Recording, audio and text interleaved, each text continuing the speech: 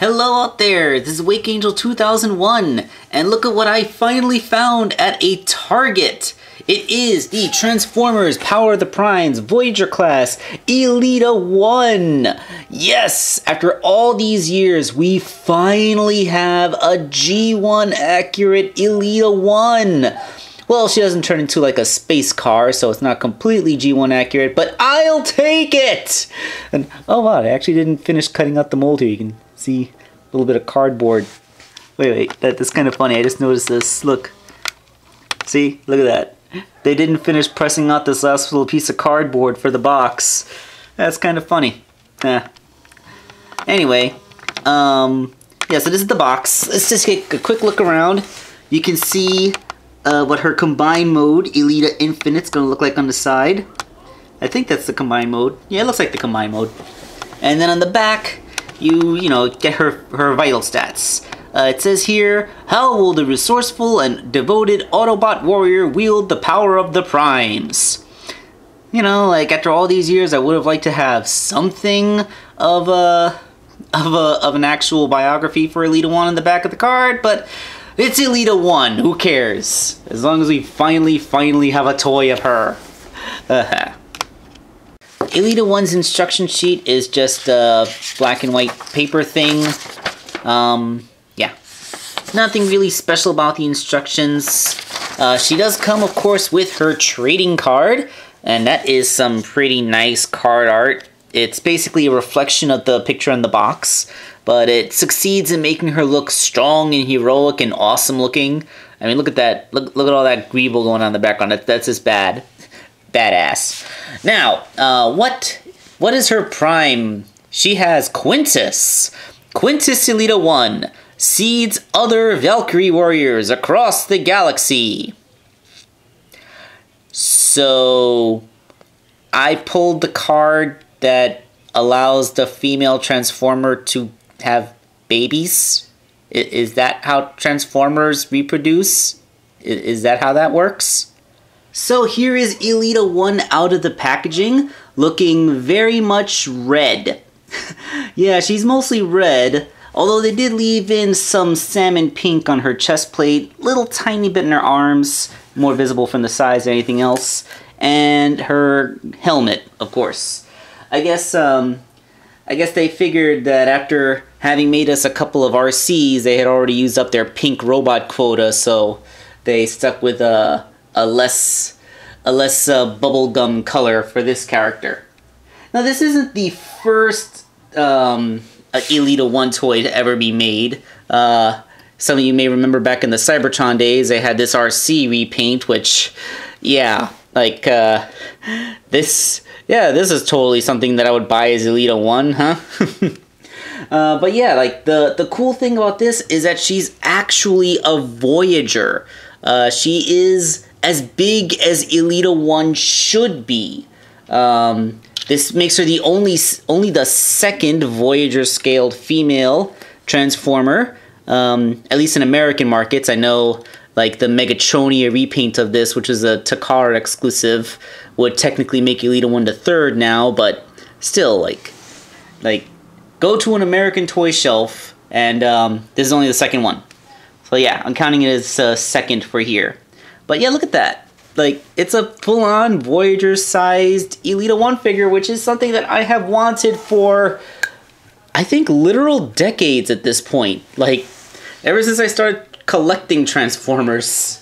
Of course, some of you might just recall that if you count the fact that Black Arachnia in Transformers animated continuity was actually Elita 1 who got mutated into a techno-organic spider creature, then technically, yes, we have had an Elita figure. Although, like, Elita 1 was on that show for an episode, and it would have been relatively easy to at least repaint her figure. They never did. So, yeah, as far as a character toy named Elita 1, there was basically just that motorcycle girl I showed you a bit ago, and some hideous abomination from Revenge of the Fallen that I don't even own. So now that we talked about the backstory, let's actually get into her as a figure. So Elita 1 stands fairly tall. She has massive boots, so massive that the little Gundam toenail looks kind of weird stuck on there. She has sticker detailings, little foily stickers, which I know stickers vary from figure to figure. So on mine, in the robot mode stickers at least, seem to be pretty well applied. They're mostly centered quite well, and they don't look overly wrinkly or like they're peeling off. So she has some very shiny Autobot sigils on her shoulders, although the yellow crest on her forehead is painted. Thank you. She has these little things on her forearms. They don't really do much aside from being there. Little sticker with some writing on the arm. Can I read that? It says power. Power of the primes. Get it? Oh, focus. Power. Then she has some stuff on her legs. It looks like a logo for something, but I can't read it.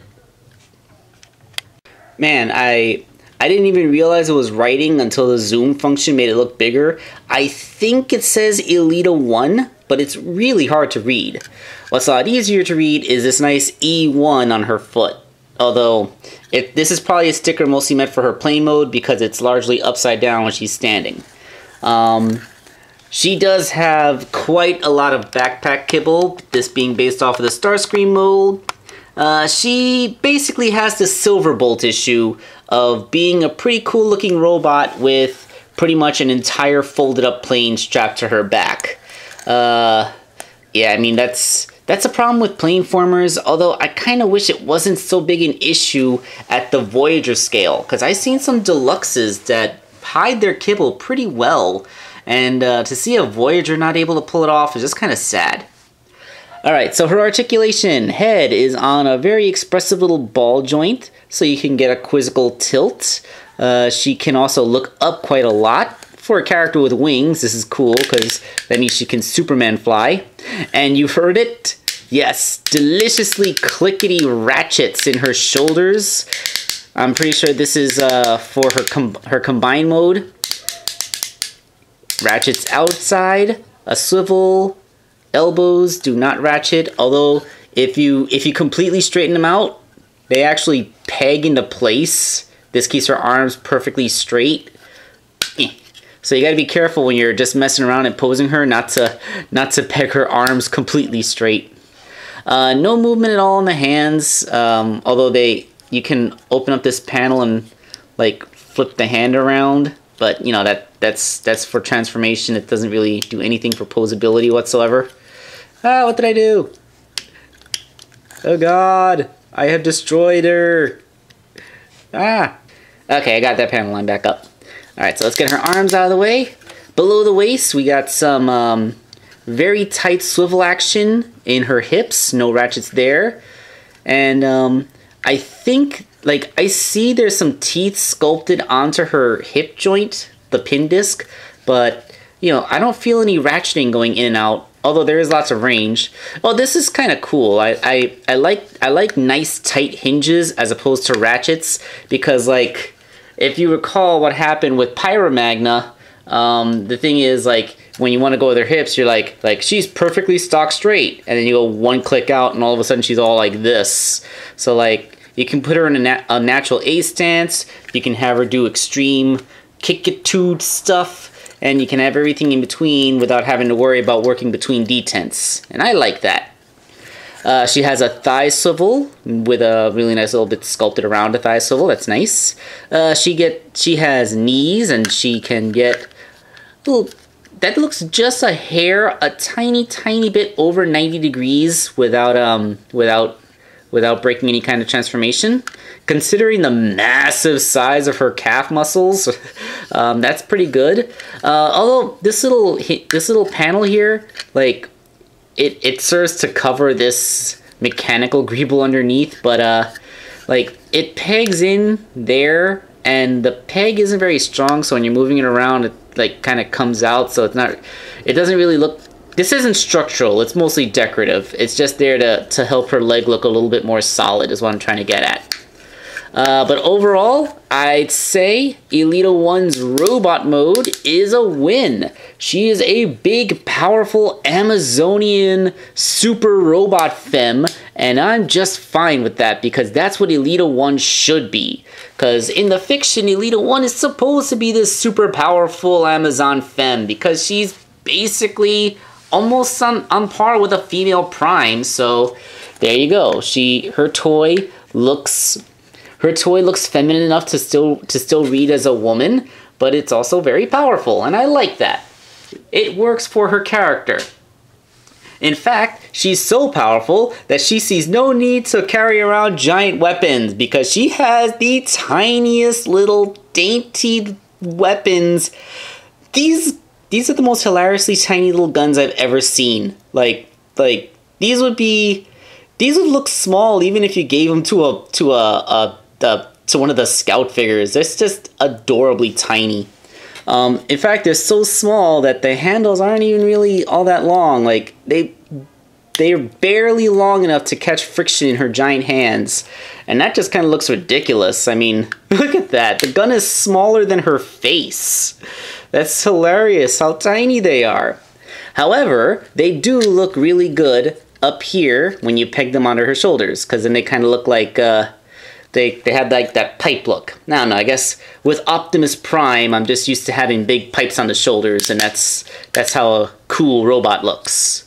Of course, those tiny little guns aren't her only accessories. She also comes with the combiner feet, which have a fold-out peg in the bottom of them so that they can also go onto her shoulders, which I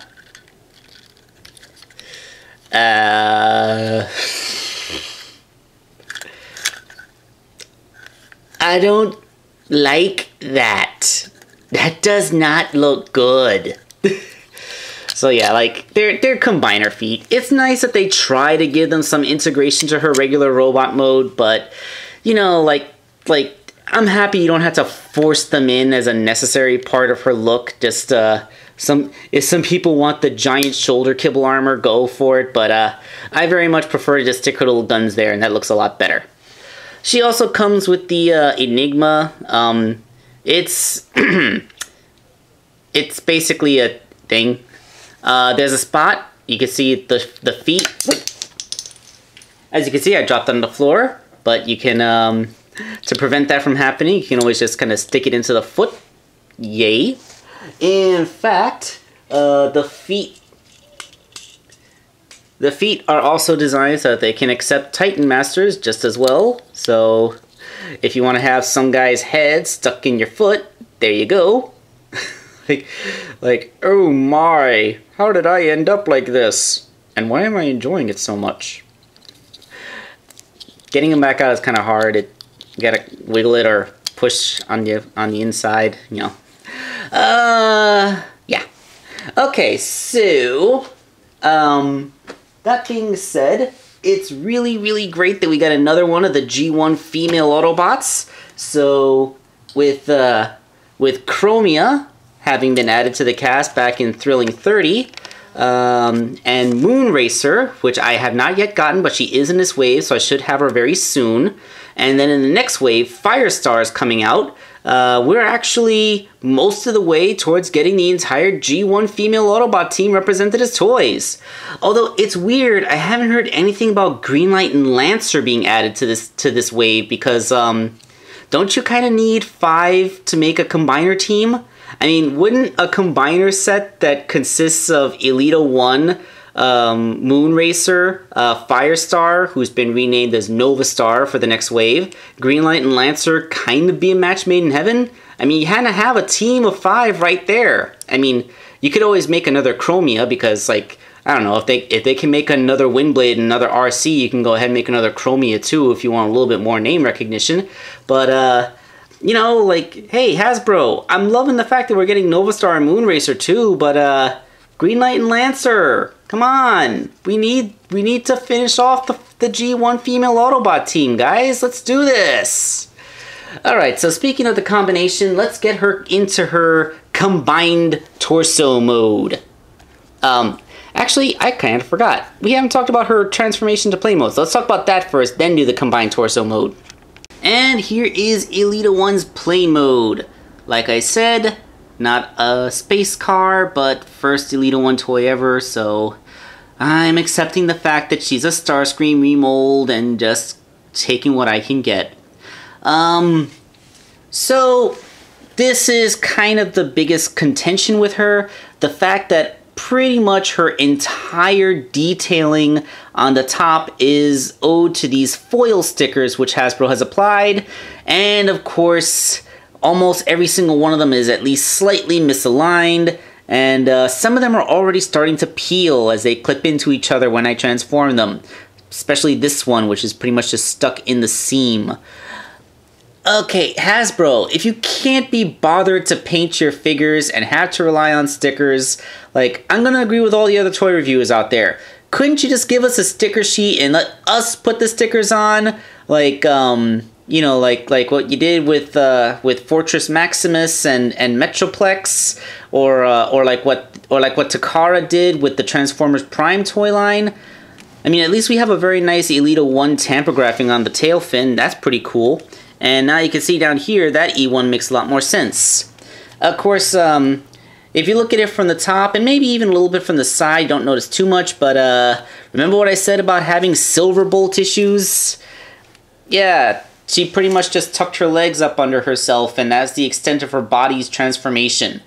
Like, in fact, if I turn her face around here, then it just kind of looks like she's sitting down and has a plain hat. It's like, come on. I know, like at the Voyager scale, I'm expecting a little bit more work to go into my plane transformations. I mean, this is like a cheap deluxe's way of doing the transformation. I know you can do better, Hasbro. I've seen you do better. You should do better. But yeah, at least from this angle, it still looks like a really cool plane.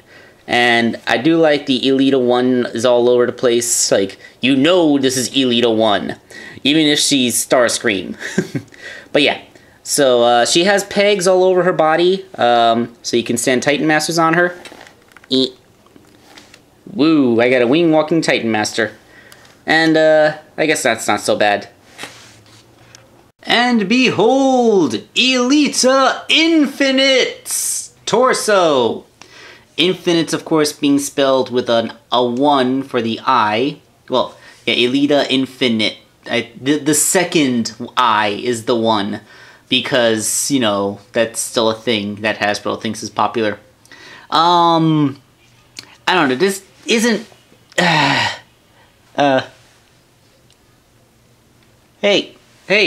Pyromagna. So... Hey, I don't really have a team yet, so, think you can... yeah, sure, give me a sec. The pain persists, we can't resist, but now we have Elita Infinite! Yep, we're gonna be making that joke anytime a character has Infinite in their name now. So, yeah, she's borrowing some combiner limbs, but... she has a pretty decent torso. Problem is that she kind of reminds me of the movie version of Starscream. The way her body is a big inverted triangle. And that kind of hurts her in my eyes. But, you know, it could be worse. Her head is a pretty cool thing where there's like a hinge that goes all the way through there. So, like, Elita Infinite can fly. And she can look straight up to do it. Other than that, she just has like a swivel down here. I really hope this is all getting in the shot. Ooh. Those torsos and her hips are doing a pretty good job of holding her up. Her shoulders are now her hips, which is good.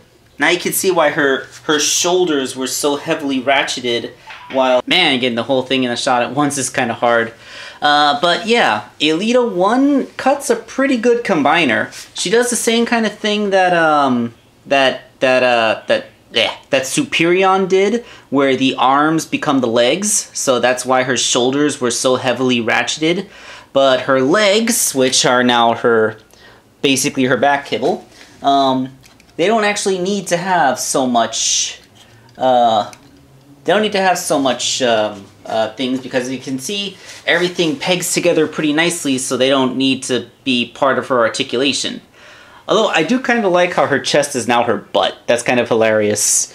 It kind of works. It is kind of the right shape now. That's kind of hilarious. Yeah, so as you can see, battery in the camera died. Sorry about that. So as you can see, I did use the combiner feet that Elita 1 comes with. There's some pretty good feet. I think they actually stand a little bit better than Victorion's feet. I think Victorion's biggest weakness is that her feet have this toe joint, and sometimes when I stand it up, the weight kind of compresses the toe, so it wants to do this. So, like, lacking this toe joint was kind of a nice thought, Hasbro, but the feet actually work better when they don't have it. So, yeah, like, aside from the fact that they had these big old dinosaur toes, they still kind of work better than the Victorion feet. So that is Elita Infinite. It's a pretty big transformation. It's a really, yeah, it's big. Like, the camera is currently several feet away from the review stage because putting it in the usual spot, like I can't reach it from here. But yeah, now let's get some close-ups in. The face looks pretty, well, it looks pretty much just like Elita 1's face. It's her with a slightly fancier forehead thing, and it's bigger to look, you know, big to look right in a bigger robot. So that's about it. Once I get Moonracer, I will see what it looks like with Moonracer in the proper place. You know, the funny thing, this combiner, it calls for the weirdest team.